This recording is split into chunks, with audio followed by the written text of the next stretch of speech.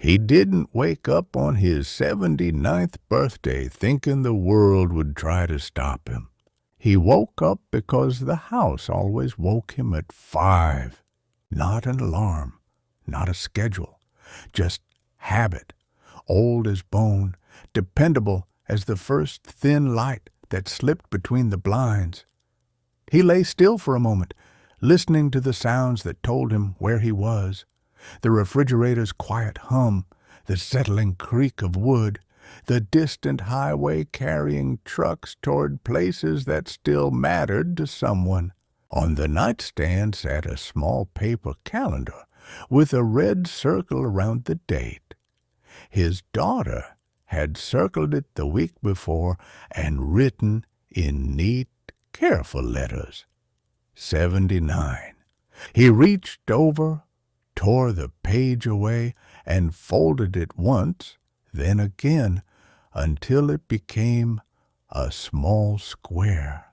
Then he sat up, pulled on jeans and a flannel shirt, and walked into the kitchen. Coffee first, always. He didn't do it because he loved coffee. He did it because making something warm in the morning reminded him he wasn't done. Some mornings, you needed a reason that simple. Outside, the air carried that particular American West smell, dry earth, pine, faint dust.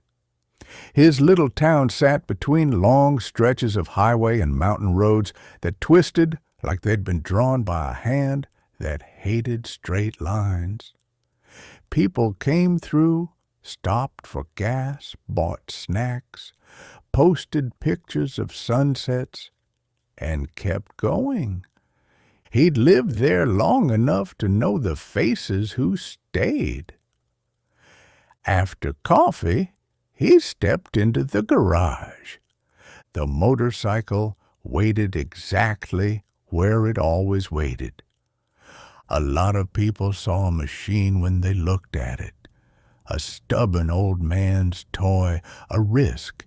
He saw a tool, a promise, a piece of his own spine made of steel and patience. It wasn't new. It wasn't loud. It wasn't the kind of bike people bought to look impressive at stoplights. It wore its age honestly. Scratches, faded paint, small marks that only came from actual miles. He kept it clean, but not precious. He kept it alive the way you keep a good dog alive, by paying attention and not pretending time didn't exist. He ran a hand along the seat, checked the tires, glanced at the chain. He didn't talk to the bike out loud, but he listened to it the way he listened to weather. The smallest thing could tell you what was coming. He was tightening a bolt when his phone buzzed. The screen flashed his daughter's name. He stared at it for a moment, then answered. "Morning," she said, already tense in the first syllable. She tried to sound cheerful, but he knew her voice the way he knew his own hands. "Morning," he replied. "Happy birthday." "Thank you." A pause, then carefully. "Did you sleep?" "Yes."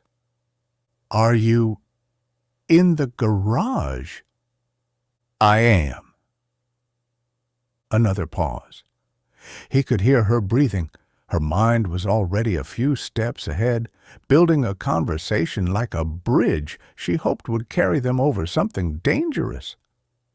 "Dad," she said, "remember your appointment at 9. "I remember."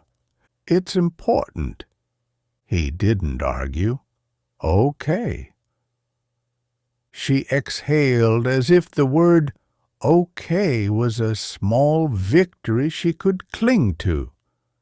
"And after," she added, "we're going to talk about some things." "Sure," "Dad." "Yes?" "Please don't ride today." There it was. Not a request. Not really. A protective sentence wrapped in politeness, sharpened by fear. He looked at the motorcycle and then at his own reflection in the dusty window of the garage. A lean, older man with calm eyes and a face that had learned to hold its expression steady. He didn't look like a man about to do anything reckless, but fear didn't care about what was true. Fear cared about what could happen. "I'll see," he said. "Dad." "I'll see," he repeated, not louder, just firmer, the kind of tone that had ended arguments in convoy briefings and stopped a young soldier from doing something stupid with a truck full of fuel. She went quiet. Then she said, "Okay, we'll see." They hung up. He went back to the Bolt. At 9, he drove his old pickup to the clinic. It was one of those small-town medical buildings that smelled like sanitizer and paperwork. Posters on the walls reminded you to drink water and check your blood pressure. A television in the corner played daytime news without sound.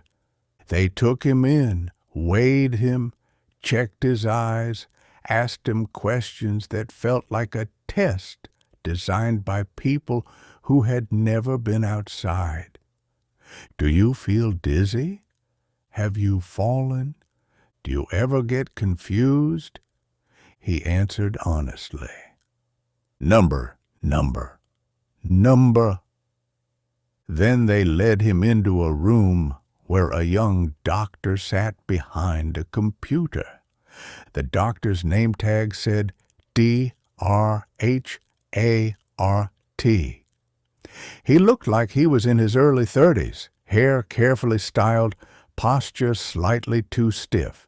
He smiled the way professionals smile when they're trying to be friendly, but don't want to be involved. "Mr. Hale," the doctor said, "how are we feeling today?" "We?" the old man asked. The doctor blinked, then laughed politely. "How are you feeling today?" "Fine." The doctor clicked through screens. "Your daughter expressed some concerns." "She worries." "That's normal. Family is important." The old man waited.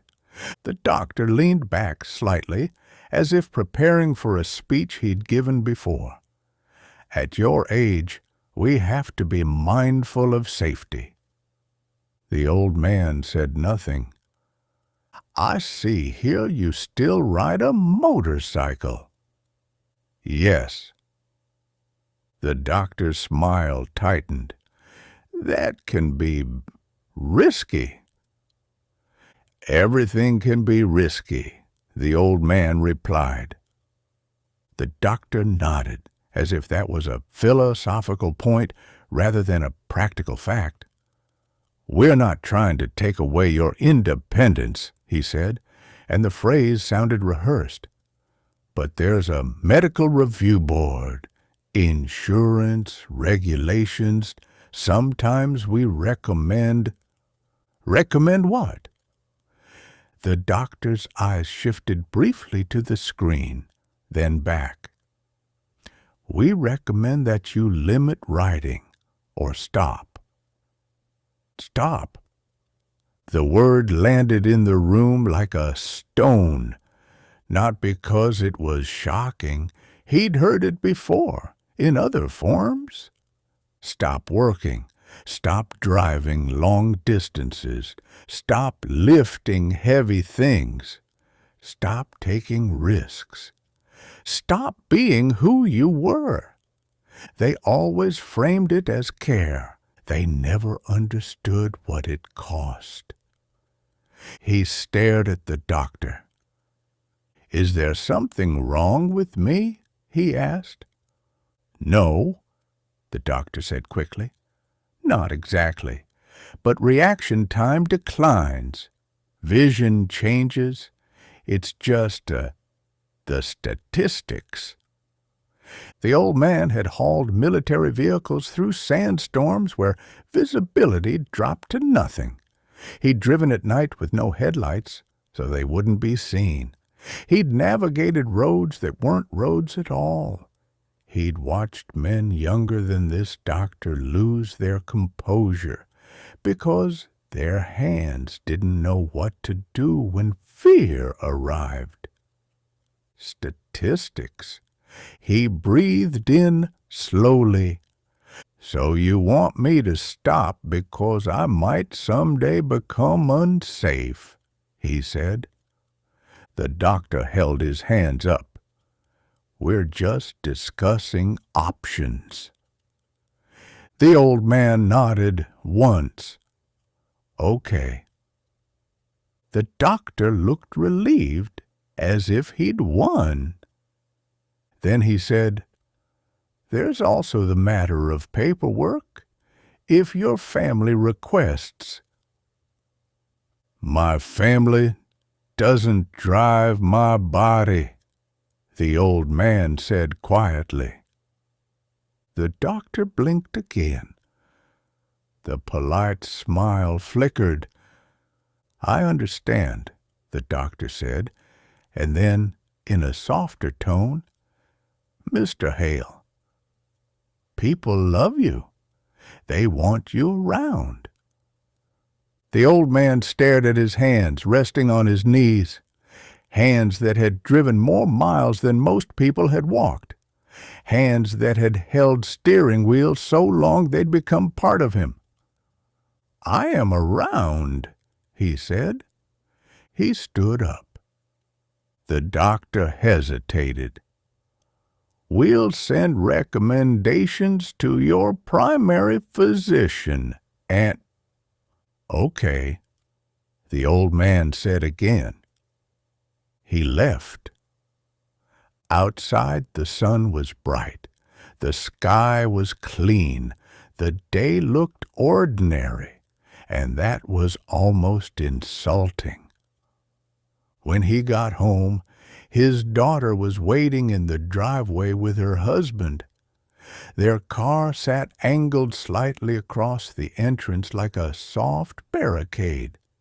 His daughter stepped forward as he parked. She was 46, a grown woman, a mother, a professional. She carried herself as if responsibility had become a second skeleton. Happy birthday, she said again, trying to place warmth over the tension like a blanket over a wound. Thank you, he replied. Her husband waved awkwardly. Hey, Dale. The old man nodded. His daughter's eyes moved past him toward the garage. Did the doctor talk to you? She asked. Yes. And? He talked. Dad. He looked at her calmly. What do you want? She flinched at the directness. Then she inhaled sharply, gathering her courage. I want you safe, she said. I want you to stop riding. There was no softness now. He nodded once. Okay. Her shoulders dropped as if she'd been carrying a heavy bag and finally set it down. Thank you, she said, voice trembling with relief. He watched her. You're welcome, he said. They stood there, the three of them. Wind moved through the trees. Somewhere down the road, a dog barked. His daughter reached into her purse and pulled out a folder. We also need to talk about the bike, she said. He didn't move. There's a guy, her husband added quickly, eager to help. He's interested. He can pay cash. It's a good price, and it's It's just better, for everyone." The old man stared at the folder. A buyer. They had already moved beyond asking. His daughter held the folder like a solution. "I didn't want to surprise you," she said, "but I think this is the right thing." He stepped closer, slowly. "You made arrangements," he said. She swallowed. "Dad, it's not a punishment. It's what people do." He looked at her face, his little girl once, now a woman whose fear had learned to wear authority. "What people do?" he repeated softly. Her eyes filled. "Don't make this hard," she pleaded. "Please." Hard. He remembered convoys where hard meant a tire exploding at 40 miles an hour with lives behind you depending on you not swerving. Hard meant a young driver freezing because the road ahead was blocked, and you had to be the calm voice in the radio telling him he could move. This was hard in a different way. He nodded. "Okay," he said. He took the folder from her hands. She smiled through tears, and he walked into the house, leaving them standing in the driveway. Inside, he set the folder on the kitchen table. He opened it. The buyer's name, the price, the planned date. A neat little plan to remove something from his life the way you remove an old appliance.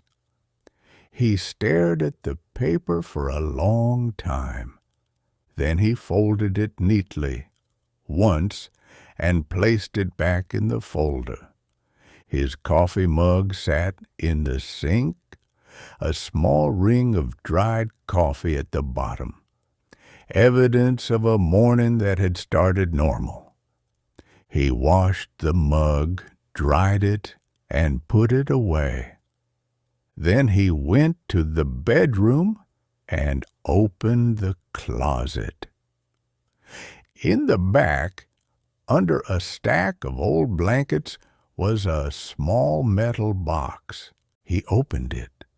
Inside were papers he rarely touched. His discharge, old photographs, a faded patch from a unit that no longer existed, a map folded and refolded until its creases were permanent, a key. He held the key between his fingers, feeling its weight. It wasn't a dramatic key. It wasn't special, but it opened something he still had. Choice. He walked back to the garage. The motorcycle sat there quiet, loyal. He didn't start it yet. First, he checked everything like he always did. Tires, oil, lights, chain, tools. He packed a small bag, water, jerky, a first aid kit, a flashlight, a thin jacket, cash. Not because he planned adventure, because he had learned long ago that life punished the unprepared. When he was done, he stood for a moment, hands resting on the seat. "All right," he murmured, not to the bike, but to himself. "We go." He started the engine. The sound filled the garage like a heartbeat. He rolled out slowly, closed the garage door, and rode down the driveway. He did not look back at the house. He did not speed. He simply left. A few miles outside town, the road opened into long stretches of highway, then smaller roads that climbed toward the mountains. The air cooled, the light shifted, the world widened. He kept his speed steady, cautious, not because he was afraid, but because he respected what was real. He knew his body. He knew his limits. He also knew the difference between limits and surrender. At a gas station an hour out, he stopped for fuel. A young man at the next pump stared at him. The young man looked about 35, maybe less. He wore expensive shoes and a tired expression. His car was clean, in the way cars are when someone tries to control what they can. "You still ride at your age?" the man asked, half mocking, half curious. The old man glanced at him. "You still complain at yours?" he replied. The man's mouth opened, then closed. The old man didn't smile. He wasn't trying to win. He was just telling the truth. The young man stared, then looked away, embarrassed. "Sorry," he muttered. The old man nodded as if apology was a normal currency. He finished fueling and rode on. He wasn't running away from his daughter. He was running away from the version of himself they were trying to turn him into. There was a difference. By late afternoon, clouds rolled in. The road grew narrower. His hands stiffened slightly. His back felt the hours. He stopped, stretched, drank water. He didn't push like he was 20. He pushed like a man who understood endurance. A motel sign appeared as dusk fell. A cheap place with flickering lights and a tired-looking office. He checked in without much talk. In the room, he sat on the edge of the bed and looked at his phone. 3 missed calls, 2 messages. His daughter. "Where are you?" His daughter again. "Dad, please answer." He stared at the screen for a long time. He could answer. He could reassure her. He could go home and sign the papers. He could become the safe story she wanted. But safe stories sometimes killed people quietly. He set the phone down. In the middle of the night, he woke to the sound of thunder. For a moment, he didn't know where he was. Then he remembered. He lay there listening to rain hitting the window. Rain meant slick roads. Rain meant danger. Rain also meant the world didn't care about your plans. In the morning, he stepped outside and saw the sky heavy and gray. The motorcycle was wet, its metal cool to the touch. He wiped the seat with a towel. The motel clerk watched him through the glass. A woman in her 20s stood nearby with a suitcase, smoking, scrolling on her phone. She looked up. "My grandpa used to ride," she said. "He stopped when everyone told him to." The old man nodded. She exhaled smoke. "He got smaller," she added quietly. After that, the old man met her eyes. "People shrink when they stop moving," he said. She stared for a second, then looked down again, as if the sentence had touched something she didn't want to admit. He rode out into the rain. The road was harder now, his visor fogged slightly, his gloves soaked through. He kept distance from cars, avoided sudden moves, stayed patient. Patience was not weakness. Patience was a strategy. By midday, the rain eased. He reached a small town with one main street and old brick buildings. A diner sat on the corner with a faded sign. He parked the motorcycle under an awning and went inside. The diner smelled like coffee and fried eggs, like ordinary America. The kind of place where people looked up when someone entered and decided within 2 seconds whether you belonged. He ordered eggs and toast. A man behind the counter, maybe 50, glanced at him and nodded once. "Ryder," the man said. The old man nodded back. The waitress refilled his coffee without asking. As he ate, he heard voices at the far end of the diner, 2 men arguing, loud enough that the whole room heard it. One was young, maybe 30. The other looked older, but not as old as him. They were both tense. "You can't just do that," the younger man said. "You're not supposed to be driving that truck anymore." The older man's jaw clenched. "It's my truck." "You're gonna hurt someone." The old man listened. He didn't like the tone, not because the younger man was wrong, maybe he was right, but fear often dressed itself in righteousness, and righteousness often turned into cruelty. The older man stood up too quickly, knocking his chair back. His hand shook slightly. "I'm not done," the older man said. The younger man's face reddened.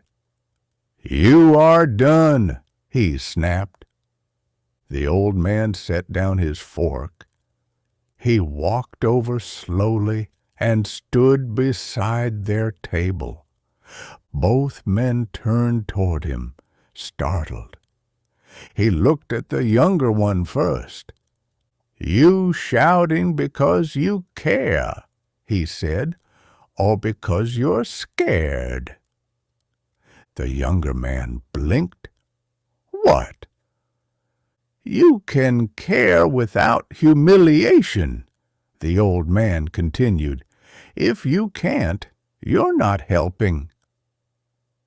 The younger man's mouth worked, searching for a defense. The old man turned to the older man. "And you," he said, "you don't prove you're alive by wrecking something. You prove you're alive by staying capable." The older man stared at him. His eyes looked wet, angry, ashamed. The old man leaned slightly closer. "You want to keep what you love," he said quietly. "Then you respect your limits, not their fear, your limits." The room was silent. The old man stepped back. He returned to his table and finished his breakfast. Outside, he checked his phone again. More messages now. His daughter. "We called the police." His daughter again. "Dad, please, just answer." He stared at those words. Called the police. It wasn't hatred, it was panic. But panic could still become a weapon. He imagined a patrol car pulling him over, lights flashing, a young officer telling him kindly but firmly that he had to return. that it was for his safety, that his family was worried. He imagined the bike being loaded onto a truck. He imagined the folder on his kitchen table. He felt something in his chest that wasn't fear. It was anger. Not the loud kind, the quiet kind that came when you realized people were willing to take your life apart while telling you it was love. He put the phone in his pocket and rode out. The next few days became a rhythm. Ride, stop, rest, eat, ride. He kept away from major highways when he could. He chose smaller roads, less traffic, more sky. He didn't flee like a criminal. He traveled like a man who still owned his time. His body hurt in honest places, his knees, his shoulders, his hands. He stretched, drank water, adjusted his speed. He was not pretending age didn't exist. He was refusing to let it define him. On the fourth day, somewhere near the edge of Nevada, he saw a pickup pulled over on the shoulder, hazard lights flashing. A young woman stood beside it, hood open, staring into the engine bay as if hoping it would fix itself through shame. He slowed. He didn't have to stop. He stopped anyway. He pulled onto the shoulder behind her, cut his engine, and walked up. "Battery?" he asked. She turned, startled, eyes wide. I don't know. It just died. And I can't get anyone. My phone's at 1%. He looked into the engine, listened, smelled. He pointed. "Loose terminal," he said. She blinked. "What?" He reached in with his tool, tightened the connection, stepped back. "Try now." She slid into the driver's seat, turned the key. The engine started immediately. Her mouth fell open. "Oh, my God!" He nodded once, as if miracles were just maintenance. She got out, smiling with relief. "Thank you. Seriously, thank you." He shrugged. It was nothing. She looked at him more closely. "How old are you?" she asked, and then immediately regretted it. "Sorry, that was rude." He smiled slightly. It was rare, but not impossible. "Old enough to know how things work," he said. She laughed. "My dad is 38, and he'd just stare at it and swear." The old man nodded. "That's how people age early," he said, and the words came out before he could soften them. "Not cruel, just true." The woman hesitated. "Why are you out here alone?" she asked. "On a motorcycle? This far?" He looked at the road stretching ahead. "Because I'm still alive," he said. She didn't press. He rode on. That night he stopped at a campground, not fancy, not crowded, just a few spots, a bathroom building, a fire pit. He sat by a small fire and listened to the world. His phone buzzed again. This time it wasn't his daughter. It was a number he didn't recognize. he answered. "Mr. Hale," a man's voice asked, "this is Officer Ramirez with the County Sheriff's Department." The old man stared at the fire. "Yes." "Your family reported you missing," the officer said. "They're worried." "I'm not missing," the old man replied. A pause. "Sir," the officer said gently, "can you tell me where you are?" The old man's jaw tightened. "If I tell you," he said, "you'll come take me home." Another pause. The officer's tone remained calm. "Sir, we don't want to take anything from you. We just want to make sure you're safe." "Safe?" The old man looked at his hands again, holding the phone, steady as ever. "Safety," he said quietly, "is not the same as living." The officer exhaled. "Mr. Hale, I'm not here to argue philosophy." The old man almost smiled again. "Neither am I." Silence stretched. Finally, Officer Ramirez spoke again, softer. "Your daughter hasn't slept in days," he said. "She thinks you're going to crash and die alone on the side of the road." The old man's chest tightened. Not guilt. Something deeper. He closed his eyes. He pictured his daughter as a child, running toward him when he came home, laughing, believing the world was stable because he was in it. He knew he was hurting her. He also knew that if he went back and surrendered his life to her fear, something in him would break quietly and stay broken. He opened his eyes. "Tell her I'm alive," he said. "Where are you?" the officer asked again. The old man stared at the fire. "No," he said. The officer was quiet for a long moment.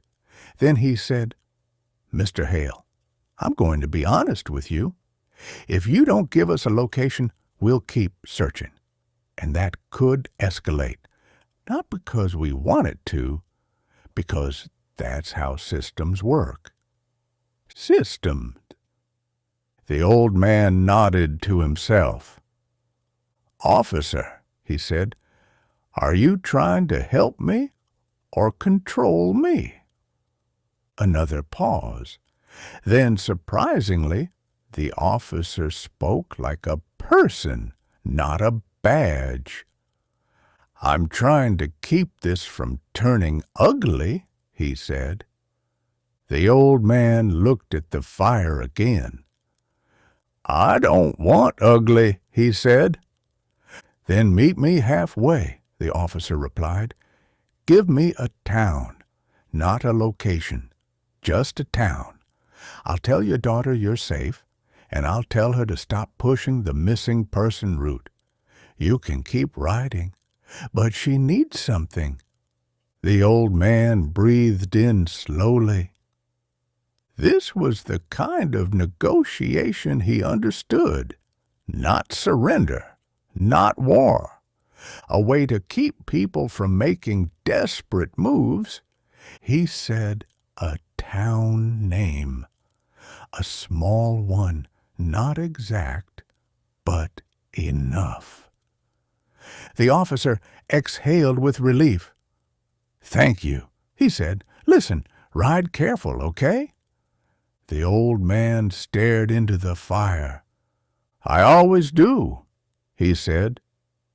They ended the call. He sat there a long time after, listening to the crackle of wood. In the morning, He woke with stiffness in his joints and the quiet certainty that the next choice would matter. He wrote again. Days passed. The landscape changed. Dry desert gave way to higher elevations. The air cooled. Mountains returned. He wasn't chasing a destination, but his mind kept circling one place without admitting it. A stretch of road in Arizona, a supply route, a convoy memory, a moment from his past he had never spoken of, not because it was dramatic, but because it was the kind of memory you carried like a stone in your pocket. You didn't show it to people, you just felt its weight. He found himself heading there as if the road had pulled him. One afternoon, he reached a familiar highway exit. His hands tightened on the grips. He pulled off, followed a smaller road, and stopped at a viewpoint overlooking a long valley. The land stretched wide and indifferent under the sun. He turned off the engine. Silence. He sat there on the bike, helmet in his lap. This was where, years ago, his convoy had been delayed. A young driver, barely 20, had been assigned a heavy vehicle he wasn't ready for. The kid had been nervous, loud, joking too much, trying to hide fear. Then something went wrong. A tire blew. The vehicle swayed. For a heartbeat, everyone thought it would roll. The kid froze. And the old man, then not old, just responsible, had grabbed the radio and spoken calmly. Easy, don't fight it. Slow, breathe. You're fine. The kid obeyed, shaking. The truck stabilized. No one died. Later, the kid had cried behind the wheel, not from shame, from relief, from the shock of realizing how close the world had come to ending him. The old man remembered placing a hand on the kid's shoulder and saying quietly, "You did good. You didn't quit." He remembered the look on the kid's face. He wondered what had become of him. Now, sitting on the same road, he understood something he hadn't fully understood then. He hadn't saved that kid with heroism. He'd saved him with steadiness. Steadiness, the thing people lost when they aged at 30. He breathed out slowly. His phone buzzed again. This time, it was his daughter's number. He stared at the screen. He could ignore it. He answered. "Dad?" Her voice was raw. "Yes." She exhaled sharply, like she'd been holding her breath for a week. "Where are you?" "I'm safe." That's not an answer. He didn't respond. She swallowed hard. "Do you hate me?" she asked suddenly, and the question didn't sound like a tactic. It sounded like a child's fear. He closed his eyes briefly. "No," he said. "I love you." "Then why are you doing this?" she demanded, voice cracking. He looked out over the valley. "Because you're trying to bury me while I'm still breathing," he said quietly. Silence on the line. Then she said, "That's not fair." He nodded, though she couldn't see it. "Maybe," he said, "but it's true." She started to cry, not loudly, the kind of crying you do when you finally run out of control. "I'm scared," she whispered. He softened just slightly. "I know." "Mom died," she said, as if reminding him, as if he'd forgotten. "And then you got quieter, and now you just disappear. I can't lose you, too." He stared at the horizon. He could tell her that he wasn't disappearing. He could tell her that he had been quiet because grief changed the shape of a person. He could tell her that writing was one of the few things that kept him from becoming a shadow in his own house. Instead, he said something simpler. "I'm not leaving you," he said. "I'm keeping myself." She breathed hard.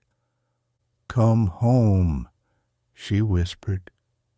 He didn't answer right away, because he didn't know what home was now, his house or his life. Finally he said, "I'll call you tomorrow, Dad. I'll call you tomorrow," he repeated. He hung up before she could argue. He sat there, hands on the handlebars, feeling the ache in his fingers. He was tired, not the kind of tired that made you quit, the kind of tired that came from being alive. That night, he rode into a small town and found a cheap motel. He slept poorly. In the morning, he woke to the sound of a motorcycle outside, a different engine. He stepped outside and saw a younger man, mid-40s, sitting on a bike, helmet in hand, watching him. "You Dale Hale?" the man asked. The old man's body tensed slightly. "Who are you?" The younger man stood, careful, not threatening. "Name's Matt," he said. "I used to work EMS. Officer Ramirez called around, told me you weren't a criminal, told me you were stubborn." The old man stared at him. Matt shrugged. "My dad rode until he couldn't," he said. "Family tried to stop him, made it a war. He died angry."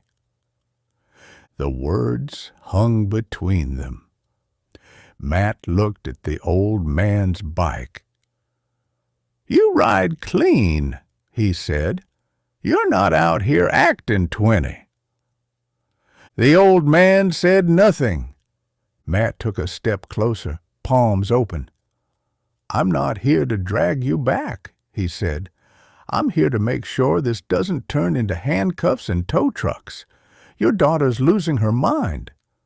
The old man's jaw tightened. "She thinks she's saving me," he said.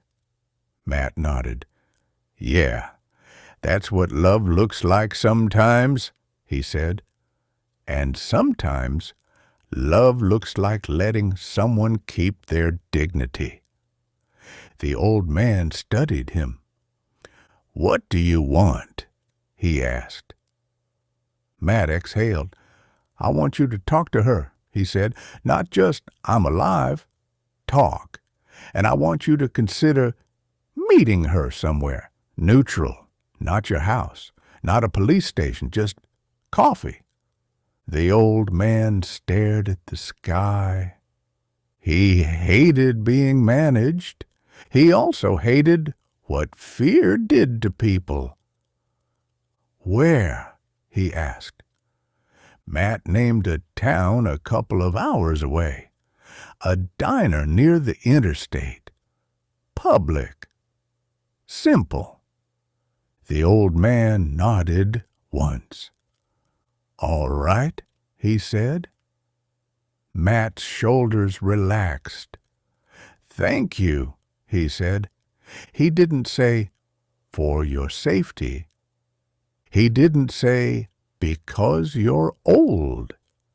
He said, "Thank you," like the old man still had authority over his own life. That mattered more than most people understood. They rode out separately. The old man arrived first at the diner and parked where he could see the road. He sat inside with coffee that tasted like burnt patience and waited. He watched families, truckers, teenagers, people who still had the luxury of believing their lives would continue in a straight line. Then his daughter's car pulled in. She stepped out slowly, as if approaching a wild animal. Her eyes were red. Her face looked smaller. When she came inside, she stopped for a second, as if she wasn't sure he was real. Then she sat across from him. For a long moment, neither of them spoke. Finally she whispered, "You look tired." He nodded. "I am." She gripped her hands together. "I'm sorry," she said. The words came out like they hurt. He watched her. "Sorry for what?" he asked. "For trying to control you," she said. "For treating you like you're already gone." His throat tightened slightly. "You're scared," he said. She nodded, tears spilling. "Yes," she said, "I am." He leaned forward a little. "I'm scared too," he admitted. She looked up, shocked. "You are?" He nodded. "I'm scared of becoming a ghost while I'm still alive." She covered her mouth with one hand. The waitress brought coffee, set it down, and left without comment. Some people knew when to stay out of something sacred. His daughter wiped her face. "I didn't realize," she whispered. He looked out the window at his motorcycle. "It's not about the bike," he said quietly. "It's about what happens when you tell someone they're finished. People don't die from age first. They die from being told they're useless." She stared at him. "But what if you crash?" she whispered. He met her gaze. "Then I crash," he said. "Not cruel, not careless, just honest. But if I stop because I'm afraid, I'll crash inside and no one will even notice." Her shoulders shook. "Dad," she said, "I don't want to lose you." He softened again. "You won't," he said. "Not yet." She laughed through tears. "That's not comforting." "It's real," he replied. They sat there in silence, drinking coffee, letting truth settle. After a while she said, "The buyer," and stopped. He nodded. "No," he said simply. She exhaled, as if she'd expected a fight, and instead found a wall. "I can't promise I won't worry," she said. "I don't need you to stop worrying."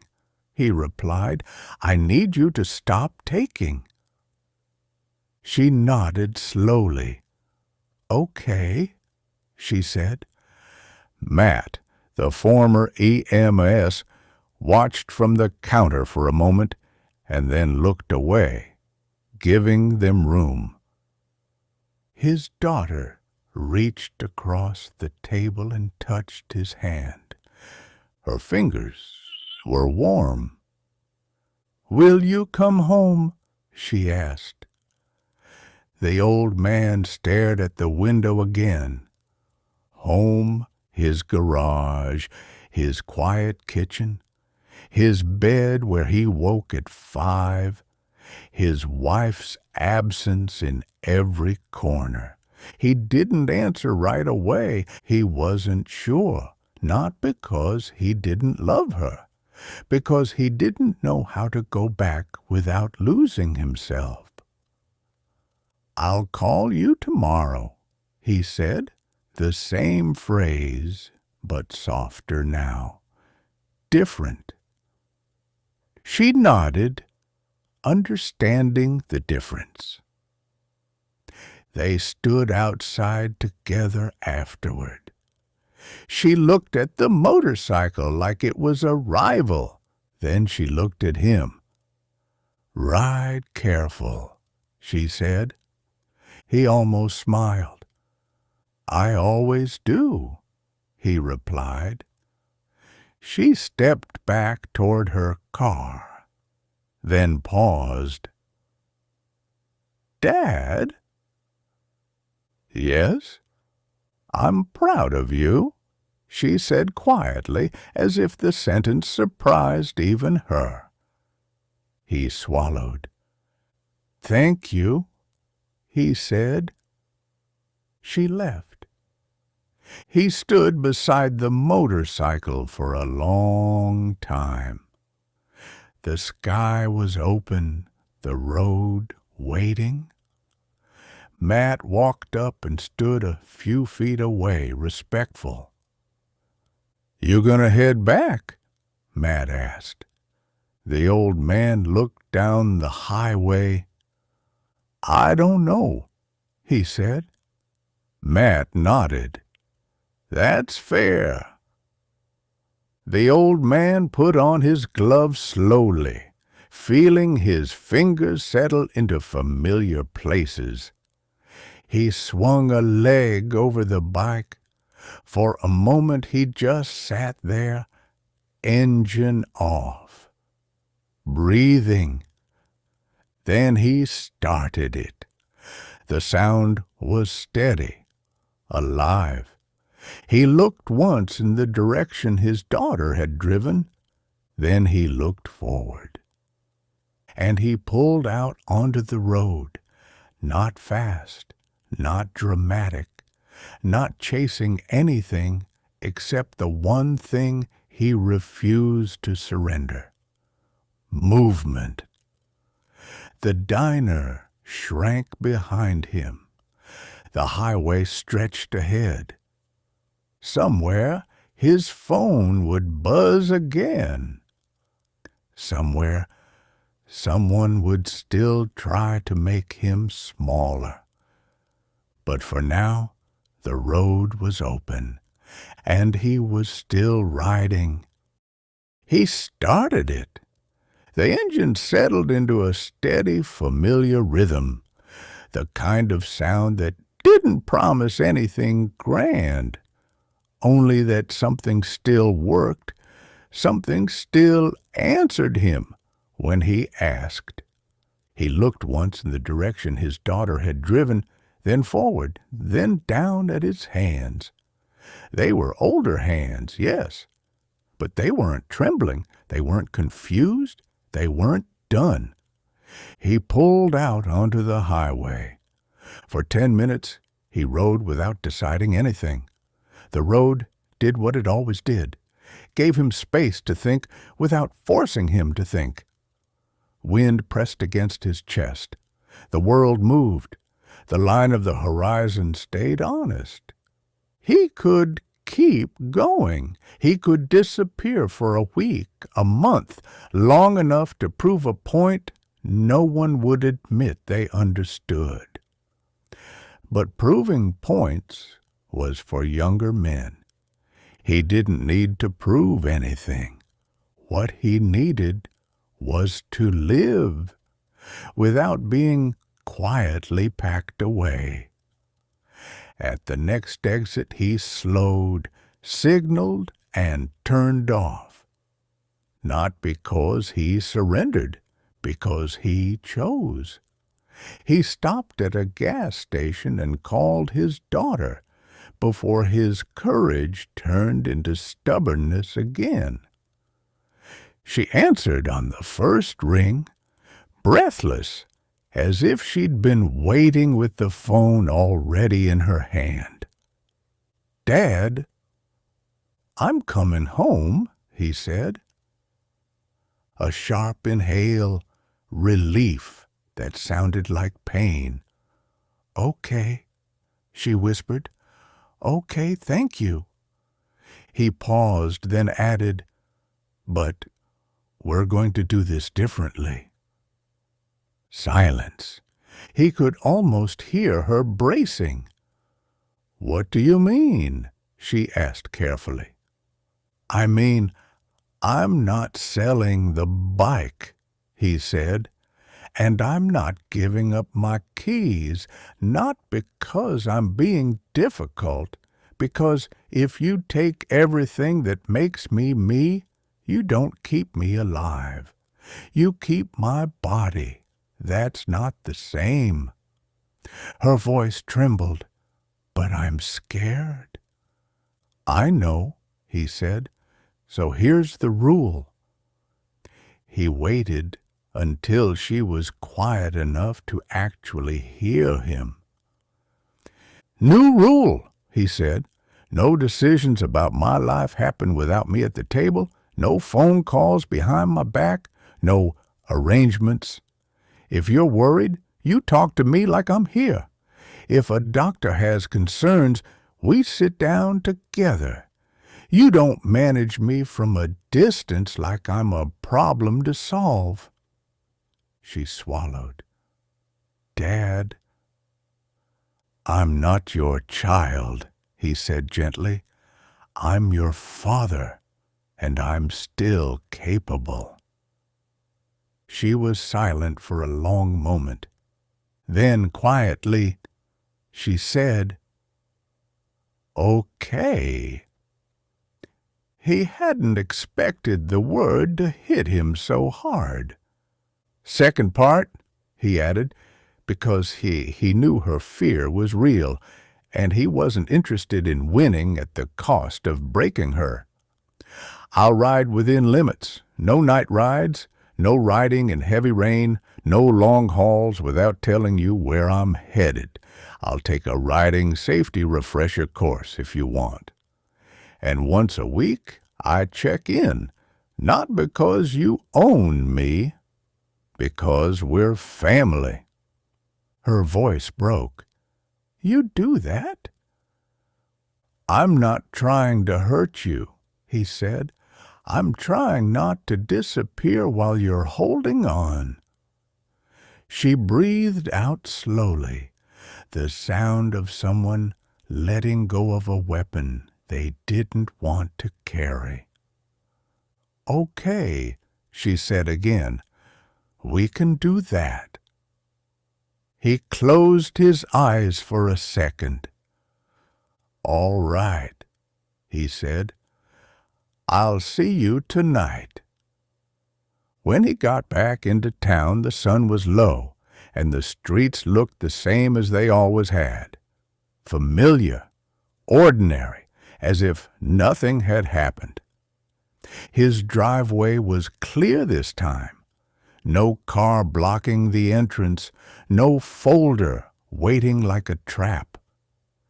His daughter stood near the porch steps, arms crossed against the evening cold.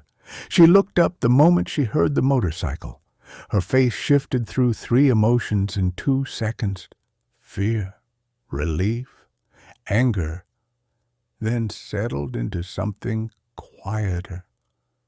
He parked, shut off the engine, and removed his helmet. They looked at each other. For a moment, neither of them moved. The air between them felt delicate, like glass that had not yet decided whether it would hold. Then his daughter stepped forward and hugged him hard. Too hard, as if she needed to make sure he was real. He hugged her back, not like a man who had been rescued, like a man who had returned. When she pulled away, her eyes were wet. "You scared me to death," she whispered. "I know," he said. "And you scared me, too." She blinked. "Me?" He nodded toward the garage. "You were already closing the door." Her shoulders dropped. She looked down, ashamed. "I thought I was helping," she said. "I believe you," he replied, "but we do it my way now, together." She nodded slowly. "Together," she repeated, as if tasting the word. He walked past her and opened the garage door. The motorcycle sat inside, still, waiting. His daughter stood at the entrance, watching him like she was seeing him for the first time, not as a fragile old man, but as someone with a will that had carried him through years she could barely imagine. He didn't touch the bike. He didn't need to. Just seeing it, there was enough. He turned back to her. "Tomorrow," he said, "we go to the doctor together. You'll ask your questions. I'll answer mine." She nodded. "Okay." "And the next time you're scared," he added, "you call me. You don't call the world." A small, painful smile flickered across her face. "Okay," she said again, "I promise." He closed the garage and followed her into the house. That night he slept in his own bed, not because he had been defeated, because he had made a new rule, and the house felt, for the first time in a long time, like a place he could live in rather than slowly vanish inside. In the morning he woke at 5 like always. He made coffee. He stood by the kitchen window and watched the first light arrive. His body was older. That was true. But something inside him was steady. And as the house warmed and the day began, he understood what most people never did. Old age was not an accident. It was a surrender, and he had chosen, quietly, stubbornly, realistically, not to surrender.